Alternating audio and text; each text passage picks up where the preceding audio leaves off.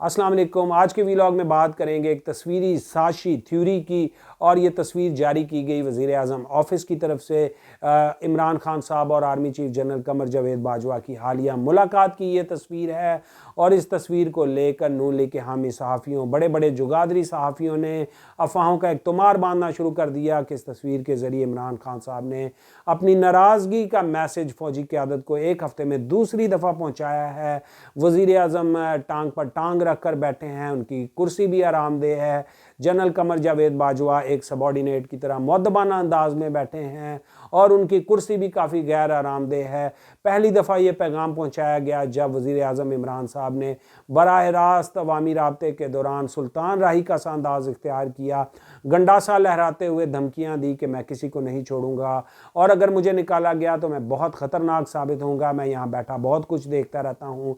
तो नून लीग के उन हामी सहाफ़ियों ने एक साज़िशी तस्वीरी थ्योरी बुनी कि भाई इस तस्वीर के ज़रिए ये बताया गया कि इमरान खान साहब बहुत नाराज़ हैं। इस थ्योरी का हम पोस्टमार्टम करेंगे। मैं आपके सामने मज़ीद कुछ तस्वीरें रखूँगा जो कि इमरान खान साहब की आर्मी चीफ़ के साथ मुलाकातों की हैं, आर्मी चीफ़ की दीगर गैर मुल्की क़यादत के साथ मुलाकातों की हैं, इमरान खान साहब की गैर मुल्की क़यादत के साथ मुलाकातों की हैं। और फिर हम देखेंगे कि इन अफ़वाहों में कुछ हकीकत भी है या फिर सिर्फ़ और सिर्फ राई का एक पहाड़ बनाने की कोशिश की जा रही है और ख्वाहिशात को हकीकत का रंग देने की कोशिश की जा रही है। इस पर हम बात करेंगे। इसके अलावा बात करेंगे कि इस हालिया मुलाकात की जो प्रेस रिलीज़ जारी की गई है, उस प्रेस रिलीज़ के अंदर किन अहम बातों, किन अहम कौमी उमूर की तरफ तवज्जो दिलाई गई है, इस पर मैं अपना तज़िया पेश करूँगा। शुरू करने से पहले क्विक रिमाइंडर, हमारे चैनल को ज़रूर सब्सक्राइब कर लें। चलिए शुरू करते हैं। सबसे पहले तो इस तस्वीर का एक पोस्टमार्टम कर लेते हैं। आप देखें कि इमरान खान साहब टांग पर टांग रख कर बैठे हुए हैं। जनरल कमर जावेद बाजवा काफ़ी अटेंटिव अंदाज में बैठे हुए हैं और कहा गया उनकी कुर्सी भी बहुत गैर आरामदेह है। इमरान खान साहब की कुर्सी एक सोफ़ा टाइप की कुर्सी है जो कि काफ़ी आरामदेह है। अब मैं आपके सामने मज़ीद कुछ तस्वीरें रखता हूं जो कि इमरान खान साहब और जनरल कमर जावेद बाजवा की माजी की मुलाकातों की तस्वीरें हैं। इनमें आप देख सकते हैं बाज़ तस्वीरों में दोनों ही सोफ़े पर बैठे हैं, बाज़ में दोनों कुर्सी पर बैठे हुए हैं। और मुझे हैरत होती है नून लीग के इन जुगादरी सहाफ़ियों के नॉलेज पर, या तो फिर ये जानबूझ के ऐसा करते हैं या फिर तजाहिल आरफाना से काम लेने की कोशिश करते हैं। जो भी शख्स फ़ौजी क़यादत या फ़ौज की तरबियत के अंदाज से थोड़ी सी भी वाकफियत रखता है वो बखूबी जानता है कि कहीं भी फॉर्मल मुलाकातों में जब भी फ़ौजी क़यादत मुलाकात करती है तो उनके बैठने का अंदाज़ हमेशा ऐसा होता है जो कि जनरल कमर जावेद बाजवा का है। और आप देखें ये अंदाज़ सिर्फ इसी तस्वीर में नहीं बल्कि पिछली जितनी भी तस्वीर हैं, खा वो गैर मुल्की फ़ौजी क़यादत या गैर मुल्की डिग्निटरीज़ के साथ हों या फिर इमरान खान साहब के साथ, उनमें जनरल बाजवा साहब का यही अंदाज़ है, यही बैठने का पोस्चर है। और ये सिर्फ उनका पोस्चर नहीं, दीगर तमाम फ़ौजी अफसरान भी फार्मल मुलाकातों में इसी तरह बैठते हैं। अब बात कर लेते हैं इमरान खान साहब के टांग पर टांग रख कर बैठने की। तो इमरान खान साहब, मेरा अपना तज़िया ये है कि इमरान खान साहब अभी तक अपना वो जो क्रिकेटर वाला इमेज है, वो जो ग्लैमरस इमेज है, उसको कैरी करने में खासी दिलचस्पी रखते हैं। इस अंदाज़ की वजह से वो कई दफ़ा हदफ़े तनकीद बन चुके हैं। ये अंदाज़ वो और उनके वज़ीर ख़ारजा शाह महमूद कुरैशी बहुत बड़ी बड़ी डिग्निटरीज़ के सामने भी इख्तियार कर चुके हैं।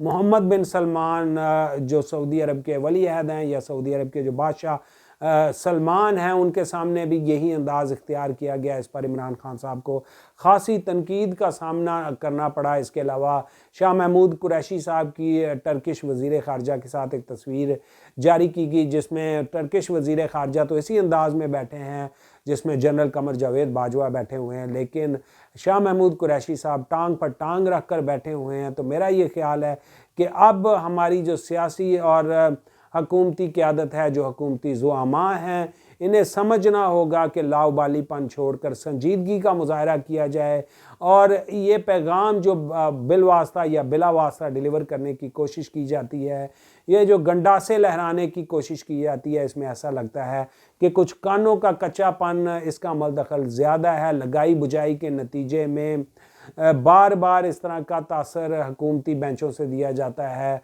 और बार बार जो है वो अपने वज़रा को भी मुतहर्रिक कर दिया जाता है।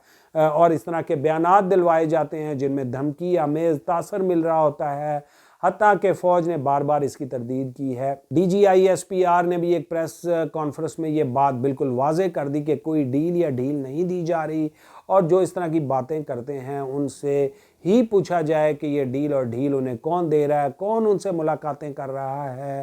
تو میرا یہ خیال ہے کہ خطے کی بگڑتی ہوئی صورتحال میں، چاہے وہ یو اے ای میں حوثی باغیوں کے ڈرون حملے ہوں یا پھر رشیا اور امریکہ کے درمیان بڑھتی ہوئی کشیدگی، اس کے تناظر میں وزیر اعظم آفس کو یکسوئی کے ساتھ اپنے قومی امور کی انجام دہی پر توجہ دینے کی ضرورت ہے، اور جو خطے کی حالیہ صورتحال ہے وہ اس بات کی متقاضی ہے کہ فوجی قیادت ہو یا سیاسی قیادت، وہ ایک پیج پر نظر آئیں اور یکجان ہو کر دشمن کو یہ پیغام دیں کہ اس کے ناپاک عزائم کبھی بھی کامیاب نہیں ہوں گے۔ سی پیک کے خلاف سازشیں زور و شور سے جاری ہیں۔ ہم نے دیکھا کہ حال ہی میں بی ایل اے کے دہشت گردوں نے گھات لگا کر پاک فوج کے جوانوں پر بزدلانہ حملہ کیا، جس میں تقریباً 9 سے 10 پاک فوج کے جوان جام شہادت انہوں نے نوش کیا۔ اور اس تناظر میں میرا یہ خیال ہے کہ عمران خان صاحب کے پاس وقت کافی کم رہ گیا ہے۔ انہیں انساشی تھیوریوں پر کان دھرنے کی بجائے اپنی قومی سلامتی کے جو امور ہیں ان کی انجام دہی پر توجہ دینی چاہیے۔ اسی سلسلے میں یہ حالیہ ملاقات تھی۔ وزیر اعظم عمران خان صاحب بہت اہم دورہ چین کر رہے ہیں، ونٹر اولمپکس کی افتتاحی تقریب ہے جہاں پر فوجی قیادت اور دیگر وزراء بھی ان کے ہمراہ ہوں گے، اور میں نے آپ کو پہلے بھی ایک ویلاگ میں تذکرہ کیا تھا کہ اس ملاقات کے ذریعے عمران خان صاحب ایک بہت واضح میسیج دنیا کو دینے جا رہے ہیں کہ پاکستان چین کے ساتھ تھک اینڈ تھن بہت سچویشنز میں کھڑا ہے۔ کوئی بھی صورتحال ہو، پاکستان اور چین کی دوستی ہمالیہ سے بلند اور سمندر سے زیادہ گہری اور شہد سے زیادہ میٹھی ہے، اور اس دورے میں بہت ساری ڈیولپمنٹس ہونے جا رہی ہیں، اکنامک ڈیولپمنٹس ہونے جا رہی ہیں، دفاعی نوعیت کی بہت زیادہ ڈیولپمنٹس ہونے جا رہی ہیں۔ ہائپر سونک میزائل کہ پاکستان کو فراہمی پر ممکنہ طور پر بات چیت ہو سکتی ہے۔ اس کے علاوہ 26,000 نوکریاں پاکستانی انجینئرز کو دینے کے معاملے پر پیش رفت ہو سکتی ہے۔ پاکستان میں اکنامک زونز جو اس سال مکمل ہونے جا رہے ہیں ان کی تعمیر و ترقی پر بات ہوگی، کیونکہ سی پیک کا فیز 2 شروع ہونے جا رہا ہے، اور پاکستان کی قومی سلامتی پالیسی کے اندر اس بات کو واضح کیا گیا ہے کہ فوکس اب اکانومی کی ترقی پر ہوگا، عام آدمی کی خوشحالی پر ہوگا، اور پاکستان اب کسی بھی علاقائی یا بین الاقوامی تنازع کا حصہ نہیں بننا چاہتا۔ اس صورتحال میں اپوزیشن ہو یا حکومت، قومی ادارے ہوں یا دیگر سٹیک ہولڈرز، تمام افراد کو ایک پیج پر آ کر دشمن کو یہ پیغام دینے کی ضرورت ہے کہ اس کے ناپاک عزائم کبھی بھی کامیاب نہیں ہوں گے۔ پاکستان انشاءاللہ ترقی کی راہ پر گامزن ہو چکا ہے، ریکوڈک کا تنازع بھی بالآخر حل ہو چکا ہے، اور انشاءاللہ بہت جلد اس پر کام شروع ہو جائے گا۔ فروری میں یہ توقع کی جا رہی ہے کہ ریکوڈک پر دوبارہ سے کام شروع ہو جائے گا، اور پاکستان میں ترقی کا ایک نیا سورج طلوع ہونے کو ہے۔ آج تک کے لیے اتنا ہی، اگلے ویلاگ کے ساتھ انشاءاللہ پھر حاضر ہوں گے۔ اپنا خیال رکھیے گا۔ اللہ حافظ۔